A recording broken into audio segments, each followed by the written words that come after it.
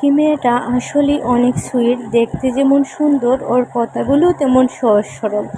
এখন আবার কেউ কেউ এসে বলবে আমি আঁকির ফ্রেন্ড না ভাই, আমি আঁকির কোনো ফ্রেন্ড না। আসলে আমি আঁকি, আহাদ এবং তিশুর ভিডিওগুলো সবসময় দেখতাম।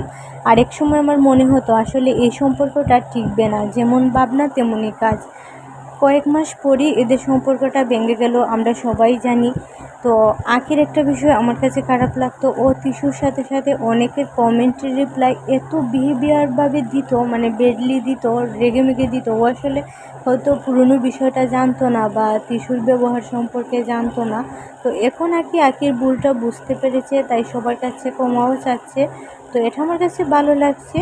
তো আমি বলবো সবাই ওকে ক্ষমা করে দেন এবং দোয়া করেন ও যাতে অনেক দূর যেতে পারে, কারণ যেহেতু ওর একটা ছেলে আছে, ছেলের জন্য হলেও আমি দোয়া করি আঁকি অনেক দূর এগিয়ে যাক এবং ছেলেটাকে সুন্দরভাবে মানুষ করুক। যেহেতু ওর পাশে ওর হাজব্যান্ড নাই, ও একাই এই লড়াইটা করছে।